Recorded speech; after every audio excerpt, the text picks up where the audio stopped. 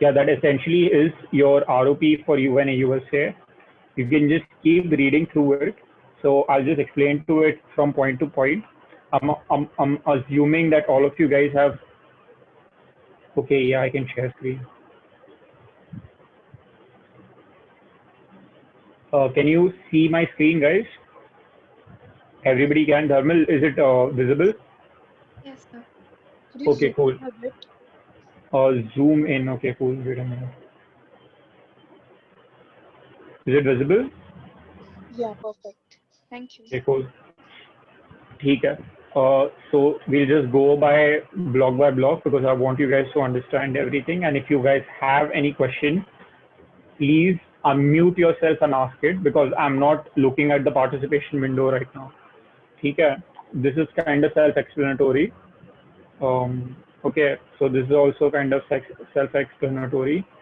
Okay, so essentially when you're talking about the agenda, this happens in UNGA. If you know the UNGA, that is the UN General Assembly, there is a committee of the UNGA that is called the plenary. So whenever you are researching about UNGA online, you see the agendas for every committee, right? That is actually decided by the plenary. So in the plenary, you have the discussions about the agenda, and after that is decided, every committee of the UNGA gets the agenda, so adopts it. If you have been to MUNs, you might have come across a situation where there are two agendas, and in that, you have to select one. In this, it's kind of redundant because we have only one agenda, so you won't have to adopt an agenda as well. So it would be default. So this is important. Okay. So that is conduct of business. Speakers list. So essentially, what a speakers list is. Speakers list or a general speakers list that we talk about is a part of two parts of debate. So if you guys have a notebook, especially if you're first timers, please write this down because it will help you. If you have a notebook, divide one page in two parts. The first part would be formal debate and the second part would be informal debate. Moving on from formal debate is only considered about this. The speakers list, that is essentially the entirety of formal debate. There are other things as well that are derivations of the speakers list. I'll just explain them later. So speakers list, what is a speakers list? Speakers list essentially is a kept list in which people will add their name on voluntary basis in a pattern that they want to talk to. So essentially, if you want to speak, you can add your name to the speakers list. Okay, so I think so that's self-explanatory. It's a voluntary basis. Um, okay, so what you can say, what can you say in a speakers list? A speakers list has a general point of view. You can talk about anything in the agenda. It has a general limit as per se, so you can talk about anything in the agenda. Now you have limitations of time, speeches, that's fine, and yielding time. Okay, so limitations of time, talking about the first thing, that is your time limit. Okay, so essentially, once you establish formal debate, you've established the general speakers list. There is a default individual speakers time of 90 seconds. Okay, that's default. You can do one thing that if you want to talk for 120 seconds or either say 60 seconds. So essentially, if you want to increase the time limit or decrease the time limit, you have the opportunity to do that before the GSL starts. That means before we start taking the name, you can increase the time limit, the per speaker time of GSL, or you can decrease it. Okay, as per in the UNA USA, I'm going to give you guys the chance to do that only once, that is before the GSL has been established. Okay, so in the committee, you won't be able to change the per speaker's time of the GSL any which way after the GSL has been established and you guys have started speaking. Okay, so take a hypothetical that you have 90 seconds on the floor. You have 90 seconds to give your speech. Okay, so you take a delegate of Denmark. Okay, so delegate of Denmark talk for 75 seconds of a speech. So essentially, she has 50 seconds left. Now, what she can do is essentially she can do this. That is, either you yield those 15 seconds to another delegate, either you yield them to questions or you yield it to the chair. I'll explain what everything specifically means. Yield to another delegate. So taking in consideration, you guys have, even though you guys are part of the EU, most of you are, yeah, OSCE. Most of you are part of the EU and it's a colloquium. There are specific internal tensions between the EU nations as well, and that gives rise to foreign policy relations. So taking consideration that some country like Germany wants to give time to a country like France because Germany is expecting France to add to their point, so they can yield to another delegate. So if you want to yield to another delegate, you have to make sure that that delegate knows about that yield beforehand. Yeah, okay, I think so. That's it. Again, guys, if any one of you, especially the first timers, if you guys are not understanding anything, stop me then and there. Okay, you don't have to wait for anything. Stop me then and there. I'll explain to you. Because see, you need to understand that you guys are the directing force of the committee. You guys have participated in it. Everything will happen on your behalf. Everything will happen to make sure that you are comfortable and you know what is going on. If you don't know what is going on in any time in the ROP session, please stop me. Okay? Because this stopping thing is not there in the MUN itself because it is very undiplomatic. So right now, if you have any questions, just stop me, okay, and I'll answer all of them. Okay, so yield to another delegate is done. Then you have yield to questions. So that's self-explanatory. You yield the time for delegates in the committee to ask you questions. Now, this is a very important thing, and I'm expecting all of you to pay attention, especially people who are experienced. A question is a very specific thing. Not everything is a question. Okay, so you have 15 seconds left. You gave the 15 seconds for delegates to give you questions. Okay.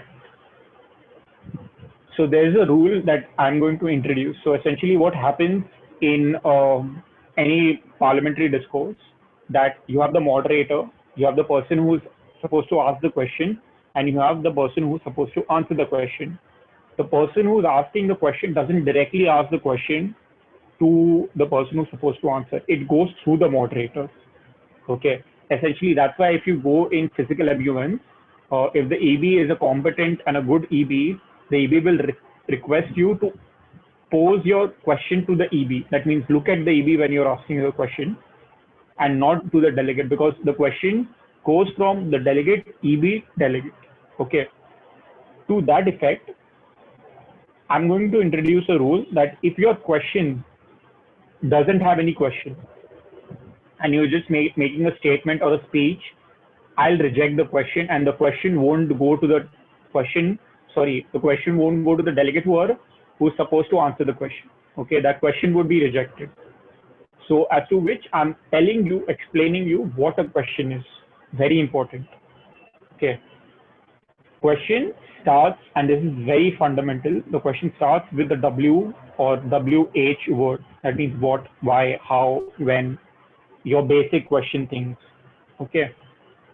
I'll give you an example of a question, taking in consideration that we are talking about something regarding to nuclear proliferation or nuclear weaponry, and I'm the delegate of Iran. Okay. And I have to ask a question to delegation of Israel. Now, there is a lot of context I can add. Okay. I want to ask a question regarding Israel's nuclear policy of their country. And if you know what Israel's nuclear policy is, you'll understand how important it is. Okay, it's basically vague. For people who don't know, it's vague. They don't talk. They don't say that we don't have nuclear weapons, and they don't say that we have nuclear weapons. Okay, they remain vague. So I want to ask a question regarding that. I can cite a lot of sources. I can add a lot of context, but that won't make any sense. The question will be like simple. What is the reason Israel doesn't sign the NPT? That is a treaty regarding the nuclear weapons. Okay, very simple. I have not added any context. I have not added any name of any article. It's very simple, and it is a brilliant question. If anybody asks such questions, if like I was chairing once and I heard this question, I gave maximum marks because it's a very simple question, but it's very effective. That's what a question is supposed to be. The question is not something that you vomit information in. A question is something that you ask. Okay, very simple. Okay, that's why the question in the first two sessions, I'm not going to restrict you time limit per se, but I want the question to be done under 10 seconds. Okay. After the first two sessions, if your question is going more than 10 seconds, I won't accept it. So WH, keep it very short. Don't add any context. Okay. Don't assume that a delegate doesn't know the thing that you are asking them. And if they don't know the thing that you are asking them, it's good for you only because you will be pointing out a mistake in their narrative. Okay. So that's question. If that's done, you have the answer. So that if the question that we receive is a good question, we'll accept the question and then we'll ask the delegate who's yielded the time to answer it. The answer also has to be very specific.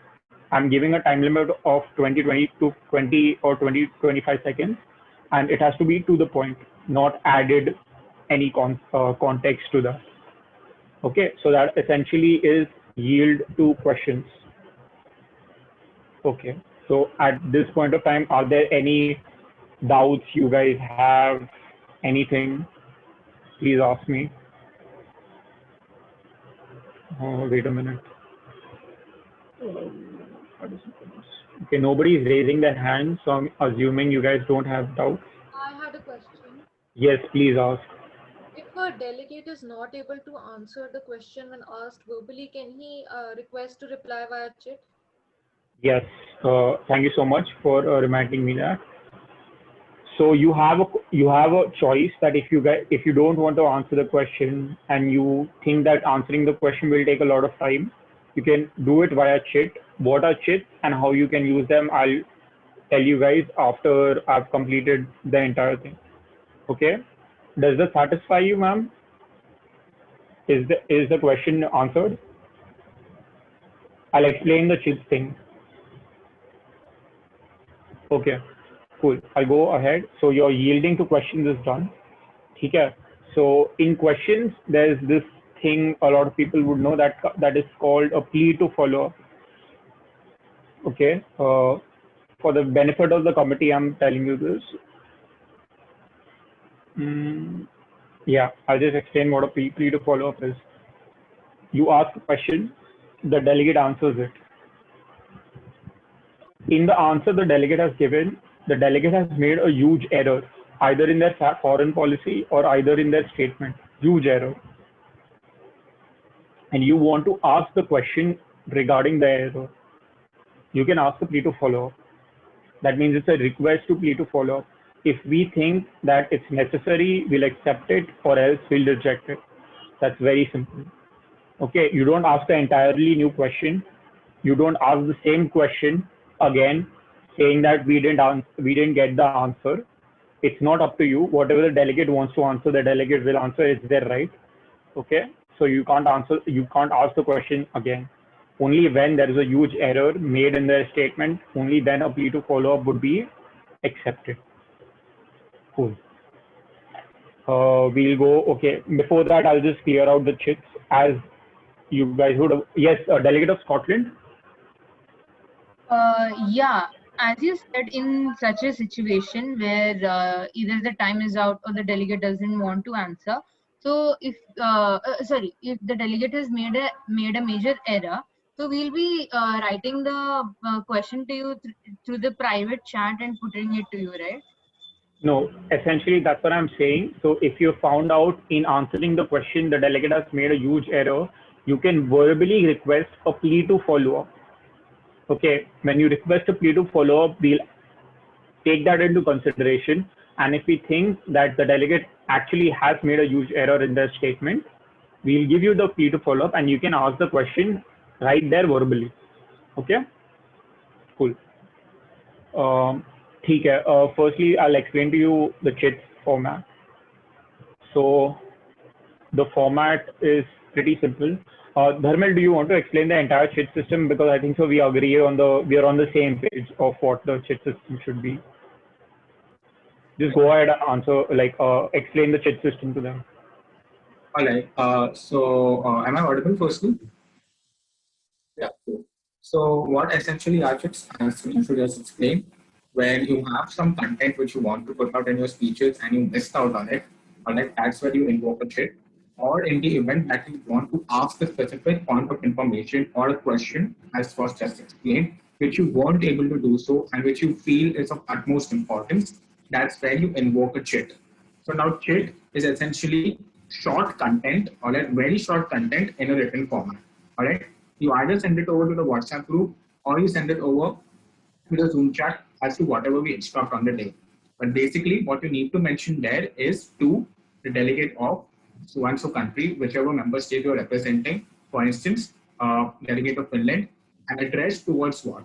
All right. If it is a question, then mention who is it addressed towards. For instance, to and then from. So that's how you do it.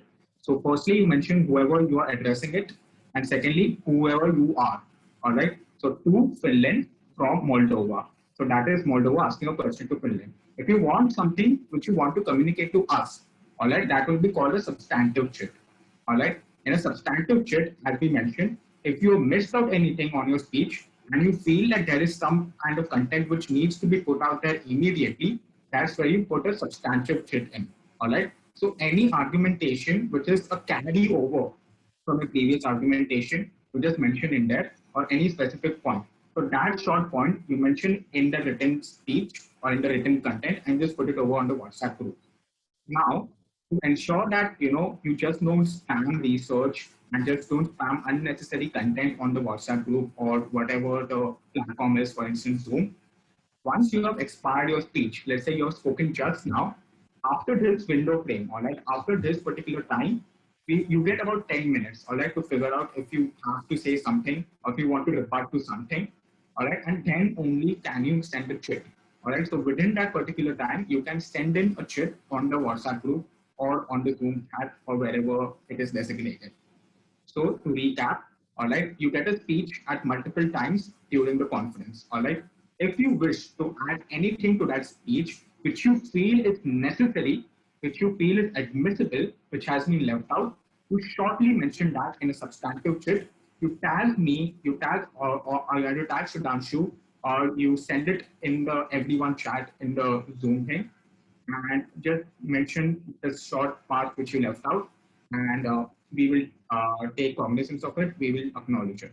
All right. So that's how substantive chits works. Likewise, for questions have no limitation on when you can send it. You can send it at any point. All right. With respect to only the content someone has already put out, don't ask random questions all of a sudden. Only if the question is relevant to what is being adjudicated upon or what is being discussed upon in the committee, then ask that question. Address to whoever you are asking the question to and from whoever you are, and just shortly mention the question. The question even here should follow the same parameters as Sudhanshu just mentioned. All right. You don't need to extensively mention any context there. Just mention the simple question which you wish to pose to the delegate. And since you're putting it on a public forum, like the WhatsApp group or the designated Zoom chat box, we will take cognizance of the question as well. All right. So indirectly, when everyone is reading that question, we take note of the question as well as the delegate. The requested delegate takes note of the question, and the delegate is expected to answer in a written format as well on the same platform. Am I clear? Guys, if you want, you can take a screenshot of this. So you will have a format ready whenever you want to ask a question. Okay.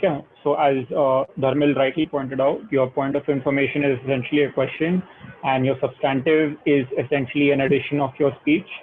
You have the time limits here. Substantive has a time limit. You can only send it within the 10 minutes after your speech. After this, we won't be accepting any substantive chits from you. And POI, essentially question from to any delegate, can be sent anytime. We'll prefer you send it on WhatsApp, because the thing about Zoom chat is once we leave the meeting, the data formats. So put any question or substantive on the WhatsApp chat. Okay, cool. Thanks, Dharmil, for explaining it very well. Anyone has any question regarding chits, any part of chits, please raise it right now. Sir, Yes, go ahead.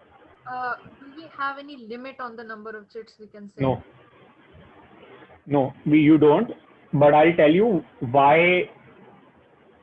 What is the difference between the things you say on chat and the things you say verbally? Okay. Whatever information or information would be here and questions would be here, you would be putting on the chip. Firstly, if you put it on the chip, it would be on formal record. You would be marked on it. Okay. Additionally or negatively. The thing is, the content or your questions that you will be saying verbally would have more markings. So approximately it would be 1/4. That means this entire chit would comprise of 1/4 of the mark that you will get compared to an entire mark on your verbal POIs. So that is the reason we recommend you to, if you the question that you want to ask is very pertinent and important for the debate, please ask verbally. That's why just keep raising your hand whenever we are asking for questions or whenever somebody gives time for questions. Okay. Any other questions regarding chits? Okay. Cool. So we'll go back to the UNA USA PDF. Cool. Okay. Your entire speakers list is done. Okay. Explanation of every part of your speakers list is done. Then we'll talk about this and we'll talk about this. Okay. Right of reply. This is something that is actually used many times in the UN. Okay, this right of reply is used actually many times in the UN. So right of reply, what is it? So right of reply essentially is, I'll take an example. It's a real life example. Happened in the UNGA. I don't know which committee. There was a delegate of India and there was delegate of Pakistan. So essentially in a speech, I think so it was India's speech, delegate of India mentioned something that is that was defamatory to the ISI. That, if you guys don't know, that is the intelligence agency of the government of Pakistan. So what the delegate of Pakistan did, the delegate of Pakistan requested a right of reply, and they gave a submission of a right of reply to the chairperson, and the chairperson accepted it. And then it was given on the behalf of delegate of India to give a formal apology. Okay, firstly, delegate of Pakistan was given some time to explain what was the issue and why are they demanding a formal apology. And then the time was given to delegate of India if they want to give the formal apology, or if they not, and if they are not giving it, why are they not giving it. And obviously delegate of India didn't apologize, and they gave an explanation on why they think it was not defamatory. This essentially is a right of reply. Right of reply is essentially meaning if certain delegate has offended, remember this very clearly. Okay, if you go to other MUNs, EBs will talk about breaching quote unquote sovereignty of that country, which doesn't mean anything. Okay, right of reply is essentially only when a delegate offends, that means personally insults three specific things. Either your country's national anthem, either your country's constitution, and thirdly, either your country's national flag. These are the three very main important things that automatically constitutes as a right of reply. Okay, your country's constitution, your country's national anthem, and your country's what was it? I forgot. National anthem, constitution, and national flag. Yup. Okay, that is the actual thing. And there are other things as well. Personally insulting the head of state, that comes under secondary prioritization. Your head of state of your country personally insults any branch of the government of your country. Okay, so if somebody stands up and states that in a UNGA states that the Ministry of Education is okay, I can't think of any diplomatic humiliating language that comes into mind, but any defamation language, any defamatory language regarding a certain arm of your government, okay, that constitutes a right of reply. Now you'll think of something like, okay, now the chair is explaining this, that's why he is expecting a lot of right of replies. That is wrong. The reason I'm giving you this is I'm expecting zero right of replies in this committee. Okay, because right of reply is not like this the normal thing.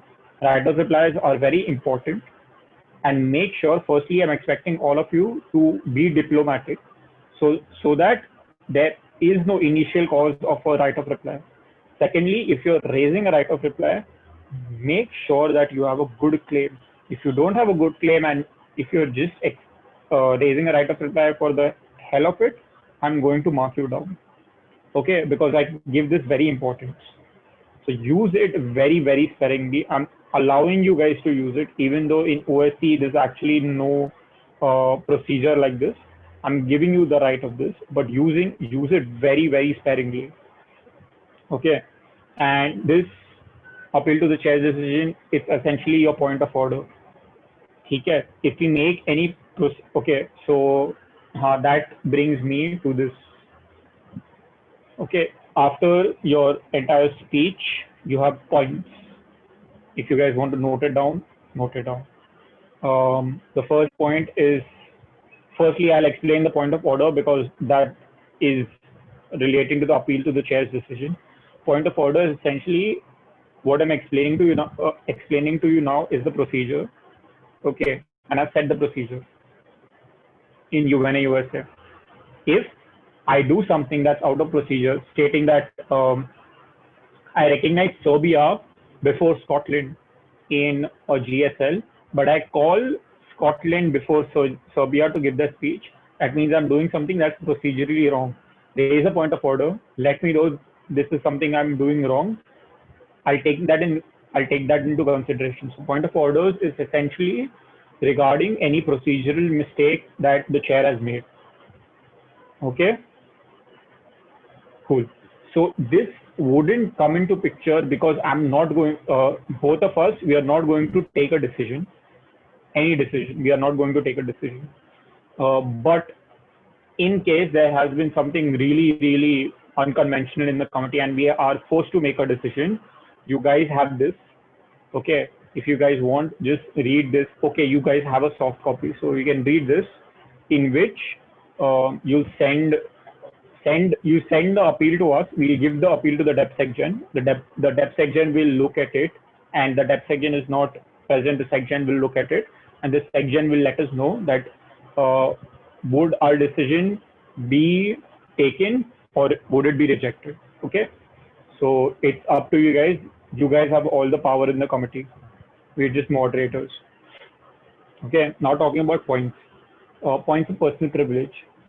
Very important in an offline MUN. Points of personal privilege in an offline MUN is such that you're facing some personal discomfort. You can't hear the delegate is going fast. There's an AC problem, you need water, anything that is regarding your personal comfort. You can ask it through the point of personal privilege. In online MUNs, it's usually redundant. The only thing you can raise it for is when a delegate is not audible, and if the delegate is not audible for everyone, the executive board themselves will ask the delegate to repeat. But if you're the only one the delegate is not audible to, or you missed some point, please ask them via chit. Okay, the chit system, we told you, it's not only meant for the POI or what are you calling it as the substantive chits. You can ask verbatim or the points from a delegate directly through WhatsApp. You don't have to write via EB. You don't have to put it on the group. You just ask them through the WhatsApp personal chat. Okay. So that is your point of personal privilege. Point of order is done. Point of inquiry, point of information, I've explained it to you. Point of information is essentially the yielding time to questions. When you ask a question, you're exercising your right, your point of information. Okay? Point of inquiry. Whatever I'm explaining to you right now, considering you get it right now, but you have doubts when the MUN starts, you can raise a point of inquiry and you can ask any doubt about the procedure and we'll explain it to you. So that essentially are your points. Are there any questions about the points? Yes, sir. Sir, point of order, we can raise it even when delegates make some factual inaccuracy, right? Okay. So thanks for pointing out the delegation of Albania. So this is very popular in the Indian circuit. So point of order can be raised if a delegate is making a factual inaccuracy. We won't be following that in this committee because essentially in the UN that actually doesn't happen. Even if a delegate is making a factual inaccuracy, we just take in consideration that that is that delegate's opinion. We are not something that we can it's not something that we can debate on an international forum. Okay, but you can point it out, delegate of Albania, if you think a delegate has made a factual inaccuracy and your speech is next, you can point it out in your speech. And if the mistake is actually true, there is an actual factual inaccuracy, you will be marked accordingly. But there is no specific rule or point that you can point the inaccuracy with. Okay. All right, sir. Thank you. Sure. Any other questions? I'm encouraging all of your questions because so when you ask a question, take in consideration that somebody else might have the same question and that somebody may not have, he might be hesitant in asking the questions in front of their peers. So you'll not only help yourself, but you can potentially help other people as well, specifically beginners. So if you have any questions, please ask. Sir, if we do notice a factual inaccuracy, for example, if a country is wrong in saying their capital, something as basic as that, then can we address that in a POI? Sure, that's what I'm saying. You can ask if you are recognized for a POI, you can ask that you stated, okay, so in that you have to be very, very careful and very smart. Okay. If you know a factual inaccuracy has been made, you cannot say that, okay, this is a factual inaccuracy you have made. What are your views on that? That is not a question. Okay. But you have to form your question in a way that makes sure that the delegate knows that the factual inaccuracy has been made and the delegate has to give an explanation for that. Okay. So you have to be very careful in that. I'll give you an example. It's very tough. That's why I recommend you guys that if you want to point out a factual inaccuracy, point it out via your speeches, because that's very easy. In that you can just state that we believe they've made a factual inaccuracy. This is the right thing. This is the wrong thing they've said. In a question, it's pretty difficult. Okay. So taking consideration, I'm delegate of India. I just stated a statement, and at the end of the statement, I stated a conference has been held in the capital of a country, Bombay, which is actually wrong. Bombay is not the capital of India. And you have to ask a question. Okay. So the question would be very simply, sir, what is the capital of your country? Be open, be direct. Okay. If the delegate states that the capital of a country is New Delhi, obviously, you can raise a plea to follow stating that, sir, in your speech, you stated the capital of country is Bombay, and now you're stating the capital of your country is New Delhi. Is there a change being made? Okay. That makes it very clear that the delegate of India has made two statements that are contradicting to each other. And you will get a lot of points to pointing it out in a very specific manner. Okay. But that is very hard to do. That's why I'm requesting you to use your speeches to point out factual inaccuracies. Okay. Delegate of Germany, I think so. I hope that's cleared. Any other questions regarding any of the points? Okay, I'm assuming there are no other questions. So this is the entirety of formal debate. Okay, there are other things as well. We won't be we won't be accommodating that. There are things like provisional speakers list, special speakers list. We won't be accepting that. If you guys want me to explain it, ask me on the text. Okay, if a lot of people want me to explain this because they want the knowledge, I'll explain, or Dharmil also can explain it via the WhatsApp group. We won't be having PSL or SSL if you guys know what that is. So your formal debate will only be your general speakers list. Okay.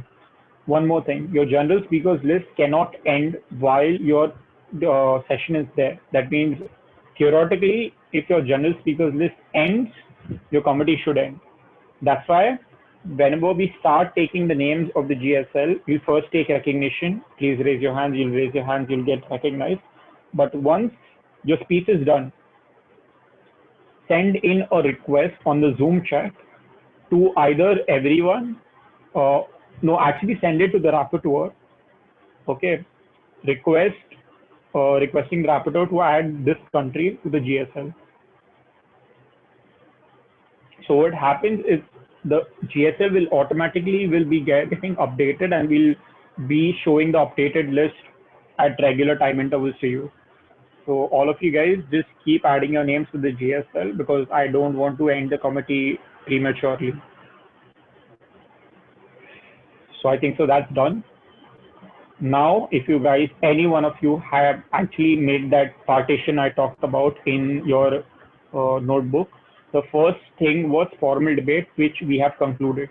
Now the second is informal debate. I don't think so they would have talked about informal debate here. Okay, cool.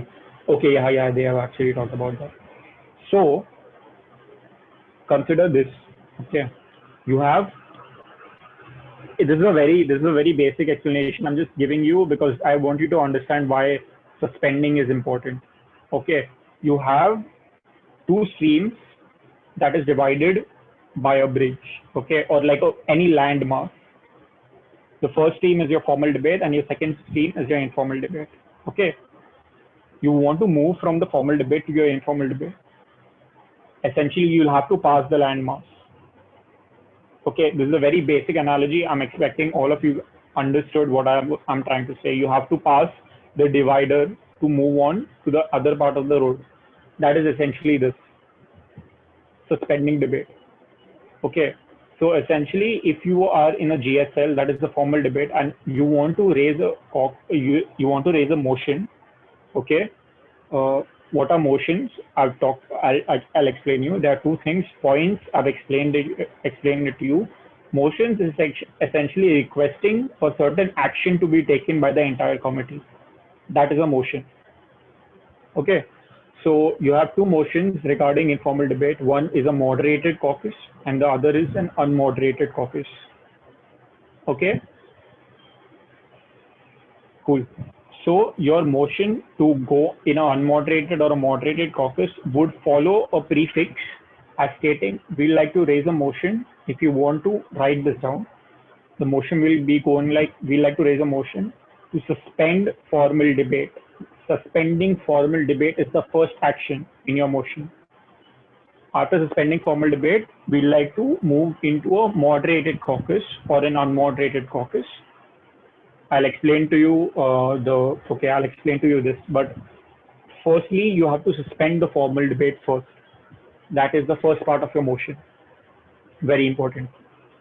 The second part, two cases. Firstly, a moderated caucus. Moderated caucus has two variables. First is a time limit. Second is a topic. That means these two variables have to be suspending formal debate. Yeah, after suspending formal debate, these two things have to be stated. That means you either have to state a topic of the moderated caucus, and then you have to state the time limit of the moderated caucus. The topic is self-explanatory. Whatever the topic you want to talk about, keep it very small. Don't make it big. Now talking about the time limit. Okay, so the time limit is essentially two parts: your individual speaker's time and your total speaker's time. individual speaker's time, think back to the individual speaker's time of the GSL. As I've told you, the default time period is 90 seconds. Okay. So if you stay true to that default time speaker in a moderated caucus, you cannot raise a motion for a moderated caucus with an individual speaker's time more than the individual speaker's time of your general speakers list. Remember this very carefully. Okay, that is a limitation. If you have 90 seconds, it can be anything 60 seconds, 90 seconds, 30 seconds, up to you. Your total speaker's time, essentially, you guys understand, right? Your individual speaker's time is essentially per speaker time, and adding your per speaker's time should be your entire total speaker's time. Okay. Again, make sure that your total speaker's time divided by your individual speaker's time is a whole number. Okay, they are divisible. It should not be fractional. Okay, because like we cannot give a fractioned time to a certain someone who wants to speak. It has to be equally distributed to everyone. So that is there.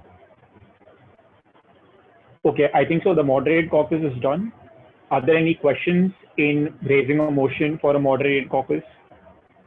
So when we are raising a motion for a mod cock, then can we have like the delegate of Germany would like to raise a motion for XYZ individual speaker time being 60 seconds. So can we add at the last that we have 2 POIs at the end of it or 1 POI at the end of it? Okay, so yeah, no, I won't be allowing that. POIs in moderated caucus would only be through chips. Okay. Okay, sir. Yeah. So I'll explain. Yes. No question. Yeah, please ask. Sir, is there a right to go first or reserve your right to speak for the person? Explain that. Yeah, I'll explain that. Firstly, as you might have heard what delegate of Germany asked.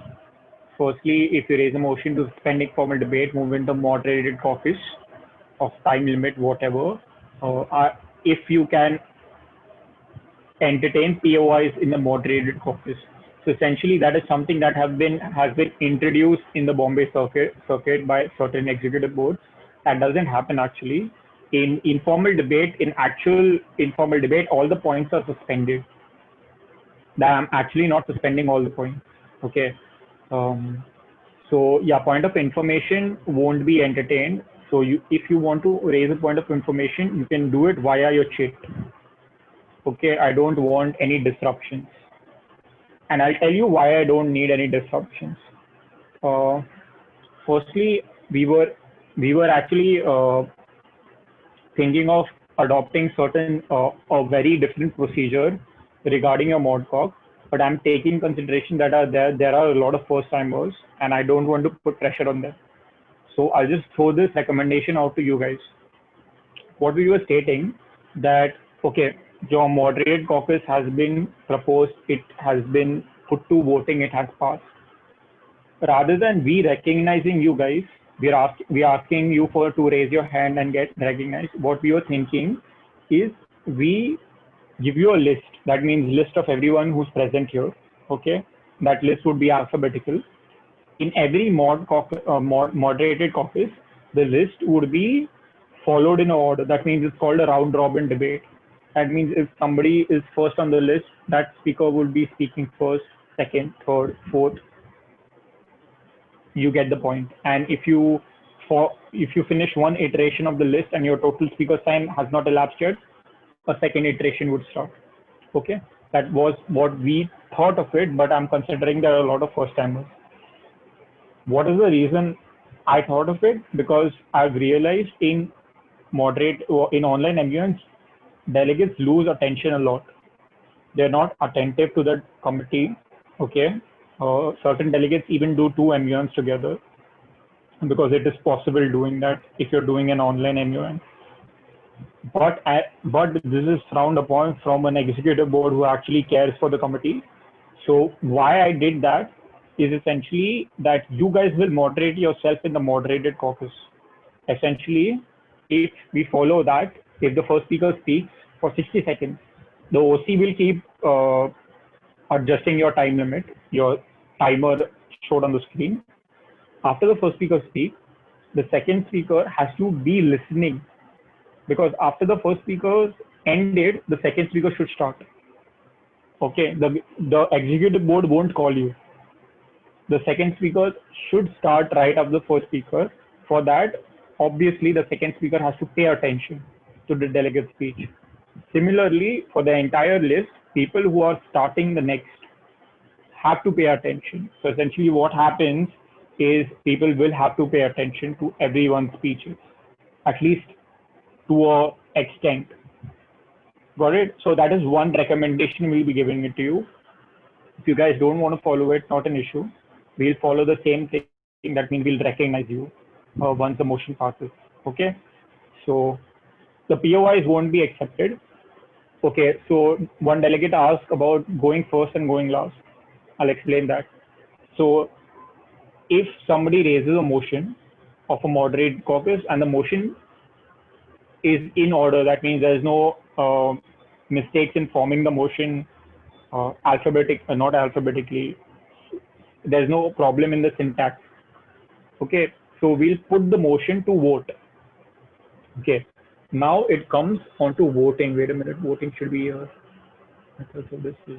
Okay, yeah. So it's not explained that much, so it's fine. So voting happens. So this would be a procedural vote. Okay. Procedural voting would be essentially everybody will either say yes, for, or against the moderated caucus. Voting connects to an activity that would be taken at the first, that is the roll call. Roll call is essentially the same as happens in your classroom. Okay, there's a little bit of difference, but it's essentially the same. In here, I won't see right now. I don't want to take more of your time. I won't be explaining what happens in a UN roll call. Okay, I'll explain to you what a roll call is very essentially. In here, the roll call, we'll ask your name. You have either, you actually don't have any option. You have to say present. That's it. It's a normal classroom roll call. If you hear your name being called, your country being called, and if you're there, just say present. That's it.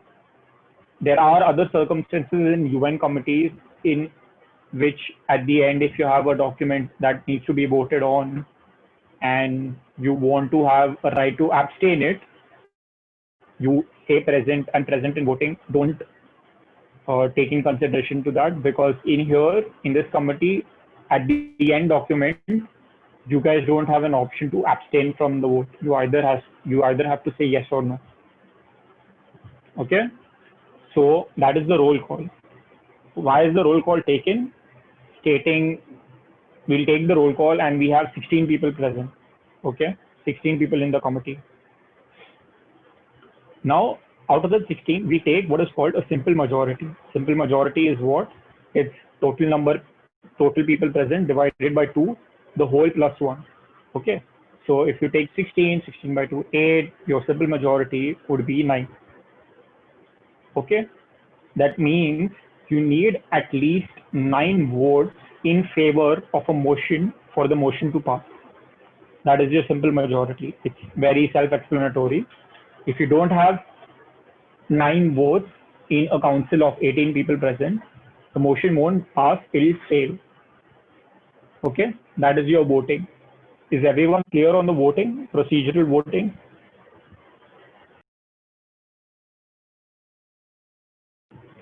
Okay, I'm not getting any questions, so I'm assuming there's no problem.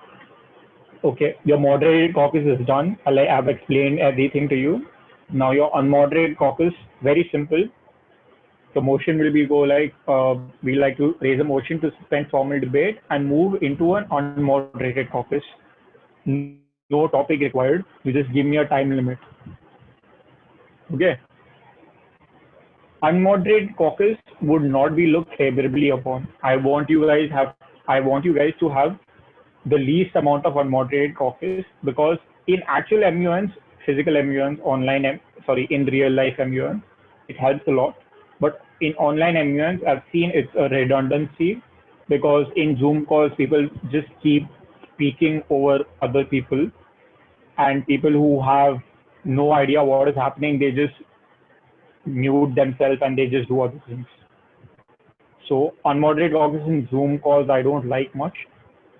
So you still have the right of it, but I'm recommending you not to use a lot of time for your unmoderated caucuses. There is no limit to the unmoderated caucus. I won't, like, the EB won't take motions for unmoderated caucus more than 20 minutes. 20 minutes is the max limit that we are giving you. Okay. So what happens in an unmoderated caucus? Nothing. We just mute ourselves. We go away, and you guys can discuss whatever you want to discuss with each other. Okay. It's like a normal group discussion. Cool. Are there any doubts? Yes, sir. So it's not logged, right?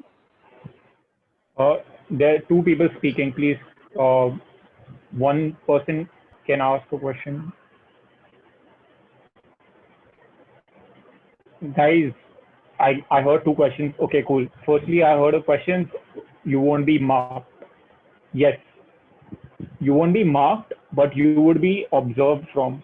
Okay, I'll be giving you the marking criteria before the committee begins, and you'll understand that there is a specific column of diplomatic courtesy and lobbying to a small extent. Essentially, it will mean how you are conducting yourself in the committee. Okay, and the committee means unmoderated caucus as well. If I see people bullying each other, people screaming at each other, it would be reflected upon. Okay. Other than that, your lobbying, essentially how you're trying to lobby other people as well, would be shown. So it won't be marked upon. I won't be writing anything you stating in your unmoderated caucus on formal record. Everything is informal. Okay. But your conduct would be observed. Okay. So that was first question. There was a second question. I think the delegate of Germany. So I had the same question. You have the same one. Okay, cool. So your unmoderated caucus is done. Your moderated caucus is done. That essentially brings an end to your informal debate. So your formal debate is done. Your informal debate is done. Okay.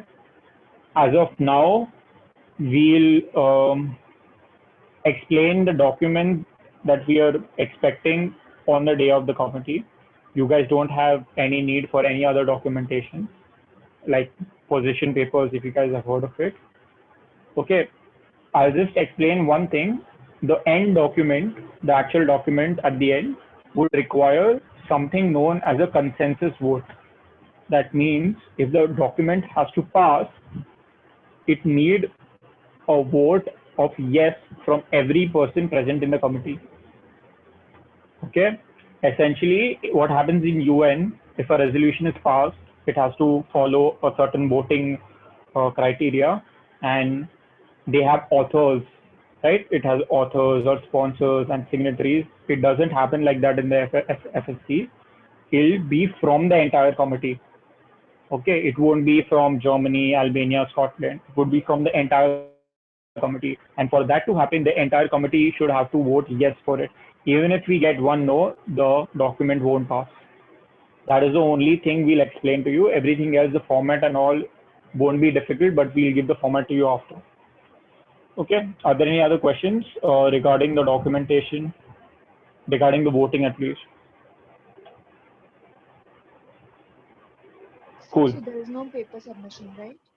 Position paper, yeah, no. If you guys want to write it for the helping for it to help with your GSLs, your initial GSLs, cool. But like, you won't be marked upon it. You don't have to submit it. Dharmil, have I missed anything? I don't think so. No? Okay. Do you want to add something before I specifically just go on a brief, like what I talked to you about, how will we be judging the committee? So before that, if you want to add something, just do it. Nothing much. Only delegates the one thing. If you feel that the current motion in which you are, for instance, if you're in a moderated caucus or an unmoderated caucus, if you feel that you need another iteration of the list or you need another chance to speak where enough of you feel the same, you can vote upon something called as an extension motion, where you can extend the same motion for some more time. All right, that time cannot be more than half of the original time. For instance, if the current motion is for 20 minutes, all right, where you are discussing a moderated caucus, all right, on XYZ topic, all right, and after the 20 minutes, you feel ki okay or discuss karna hai, then you can raise the motion, any one of you, to extend the said caucus by 10 minutes, at most 10 minutes. It can be 10 or less than that, 10, 5, whatever it is. And then if it gets voted upon, you carry on with the same motion. Likewise for unmoderated caucus, but as we said, the total time we do not want to exceed a maximum of 20 minutes because in most cases, unmoderated caucus tend to be futile in terms of involving everyone. All right, so just keep that in mind. Yeah, thank you so much. I completely forgot about extensions. Okay. So I think so that is done procedurally. Now I'll just explain to you how judging would be different from if you guys are experienced, especially in the Bombay circuit. Is there anyone who's not from Bombay or who's done MUNs like predominantly not in Bombay? Please raise your hand. Okay, so I'm just assuming everyone's from the Bombay circuit here. Cool. So it'll be okay. Delegate of Germany, you're not from Bombay, ma'am? No, I'm from Delhi. Oh, so you haven't MUN in the Bombay circuit before? No, I haven't. I have done one MUN. That's Okay. Cool. Not an issue. I just wanted to gauge in a XP, what are you saying, a response. Cool, you can put your hands down. So it would be a little bit different from your regular Bombay MUNs. Okay. So a lot of EBs in the Bombay MUNs, what they give a lot of emphasis on is legal knowledge. You know, citing cases, citing articles, essentially things that you learn when you're studying in a law college. Okay. Essentially, what I feel, I'm not from a law background. I'm an engineer. So after delegating, I normally delegate. I haven't chaired much because I don't like chairing. I chair only in specific committees in which the agenda is better and like it's different from the conventional agendas. So what I feel is if you emphasize a lot on legal knowledge, it gives an unfair advantage to law students who are actually studying that entire thing. So essentially that helps with their research. Okay. I want to make sure everyone has like a normal beginning point. So how would we be judging as such is we would be giving a lot of emphasis on your analysis. Okay.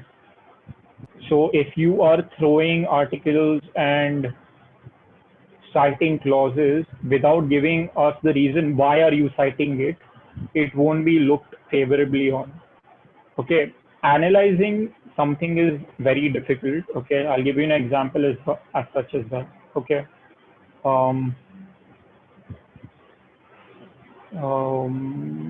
Something that's common. Okay, so I'm just assuming all of you guys have at least read or at least know of the UN Charter. Okay, so UN Charter, if you guys don't know, for beginners, is a big document of rules that is followed by the entire United Nations. Okay, it has articles. So if you want to state the concept of self-defense, okay, every country has the right of self-defense, and in order of using force when you are actually doing self-defense, there's an article in the UN Charter that is the Article 51. Okay, so if you want to explain the self-defense concept, but you just tell me, okay, Article 51, we can use force in self-defense. That's it. It doesn't mean anything. Okay, you have to give an analysis for this. An example of analysis in explaining 51, that is right of self-defense, is giving a case study. give an example where a country has actually invoked Article 51 to justify certain action or certain use of force that they used when certain country invaded them. What it does, it gives road for debate because you're giving an argument. Certain other country would be stating, wait a minute, you're wrong. What you're saying is not justified, and I'll give you a refuting that. So the argument is there. Once your arguments are going on and on, at the end you reach a consensus. That means the compromise table. That means, okay, these are the negative points that I don't want. These are the negative points you don't want. And this is the few positive points. It can be 1 point or 2 points that we both want. Okay, that doesn't happen if you just throw convention names or articles. Okay, so if you guys have read the BG, you'll understand we are giving importance on analysis and content rather than just citing legal knowledge. Legal debate and legal knowledge is very important, but it is not exclusive of your analysis. Okay, so that is one thing I wanted to tell you guys because it will be different from the other MUNs you've done in Bombay. Second is I personally do not condone any form of bullying or any form of, you get what I mean. This happens in a case where there is a public speaking forum and where you have people of different ages, even of the same ages. Okay, so one thing I'm recommending, do not resort to bullying tactics, especially in the unmod, because I'll be posting a OC to listen to you guys. If the OC listens to any bullying, certain people are screaming over other people, they're defaming other people, they're abusing other people, we'll get to know. You will be suspended from the awards. You won't get any awards. And we'll be making sure that we'll talk to you. And if there's something really bad has happened, we'll report it to the secretariat. Okay, so nothing of that sort, bullying, imposition won't be condoned in this committee. It's very important. Okay, so essentially because of that, the EB would not be putting an imposition on you of anything. Okay, if you are not happy with any of the decision the EB has made, you can appeal. And if the appeal passes, we'll reject that decision. Okay, we are not giving you stating that, okay, you have to do this. You cannot do anything other than this. There are a lot of EBs in Bombay that do that. And that's something I want to go against because I think so it's very bad, especially for people who are beginning in the MUN circuit. So those are the two things I want you guys to understand. And that's how I want you to research. Okay, because your research would be decreased considerably if you focus on analysis. If you focus on analysis, what you will do, you research 2-3 conventions, you start reading that. A lot of people don't read the conventions, they just download the conventions and read the names of the convention. Don't do that. Read whatever you're downloading and formulate points. And if you read the BG, you'll understand it's a very good BG done. It's not a big BG. You'll find it's a very small BG and you'll understand everything that I've tried to say. Cool. So I'm really sorry I've taken a lot of time because the ROP session wasn't done. I was actually under the assumption your UN for MUN ROP session has been done. So I haven't explained to you the UN for MUN ROP. Essentially, it'll take a lot of time to explain that. So what I'm thinking is we'll just follow the UN USA for now because that is something that I've explained to you and we both as chairs are familiar with it to an extent. Cool. Any questions regarding anything? It can be regarding the committee, it can be regarding the BG, agenda, your country delegations, anything. Ask me right now. Yes, Moldova. So, with respect to working papers, will you be first of all accepting them? And if you're accepting them, will you be requiring a simple vote in the committee or just directly introducing them? Thank you, Delegation of Moldova. Two things. Firstly, if you want to send a working paper, cool. Working paper, if you guys want to know what working paper is, essentially it's nothing. Working paper, it's nothing. It's essentially a document that you send. I'll tell you the format also because there's no format. You just write working paper as heading, author as your name, and just number your points. That's it. 1, 2, 3, 4. That's it. Nothing else. You submit it to us. You won't require a vote. You just have to raise a motion stating introduction of working paper this. It will be introduced. Okay. Same. Your final documentation, that will be either a communique or a report, will tell you. It won't require a vote. You just say introduce the motion to introduce the working paper, communique, report, whatever. That's it, and it will be introduced. Okay, just for the formal documentation, we'll have to ratify it first. Ratification will tell you when the time comes. Yes, Delegate of Moldova, I think, does that answer your question? So we had a little network lag in between. Just could you, like, we heard with respect to when you explained the working papers, we were not able to hear the motion part of it. Whether Yep. motion No vote would be required. You just have to raise a motion introduction of working paper, the working paper name. It would be introduced. Thank you so much. Cool. Just explaining you guys what the working paper does. It doesn't do anything. It's just to portray the points.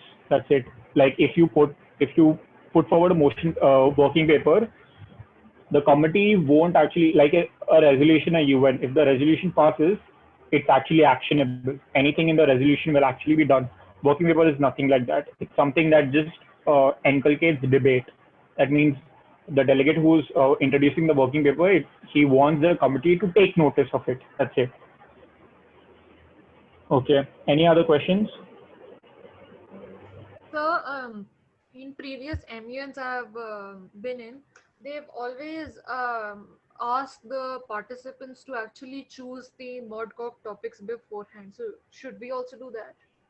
No. So that is the format that I'm completely against. That it's what prevalent in. It's not prevalent, but it's becoming prevalent in the Bombay circuit as well. You don't have to do that. I'll tell you why you don't have to do that and why it's not feasible. So what happens in a today MUN is if you give a certain list of ModCock previously, things might change in the ModCocks. Okay. So essentially in certain ModCocks, you might have a new point and you guys as a committee would decide that, okay, this point should be prioritized more after listening to everyone else research. That's why you need to understand an MUN is not something that you decide first and that you follow the same thing. It's what happens in the actual UN.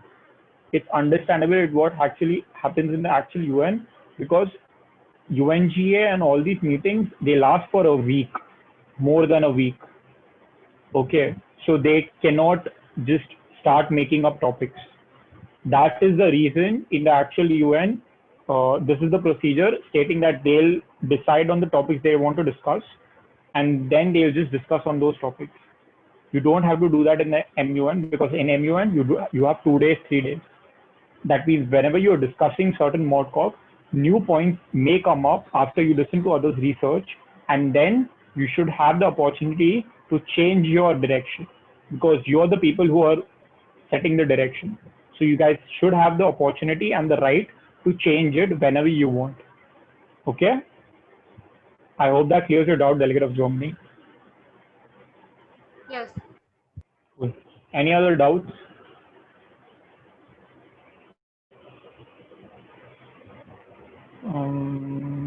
Okay, cool. I'm not seeing any doubts. Okay. Tanya, this meeting would be recorded, right? Yeah. And the recording would be sent on the group, right? Because I'm seeing there are a lot of people who are not present here. Yeah, I'll inform it to the secretariat to do. Yeah. Please tell them to send the meeting recording in the group. Okay, guys. I think so. We're done. So we oh God, I'm really sorry. Rapporteur, ma'am, can you introduce yourself? Guys, as part of the EB, we would have the chairperson, that is me, Dharmil as the vice chairperson, and we would be having a rapporteur. Hi, sir. I'm Sasha Gore, and I'll be the rapporteur for OSC.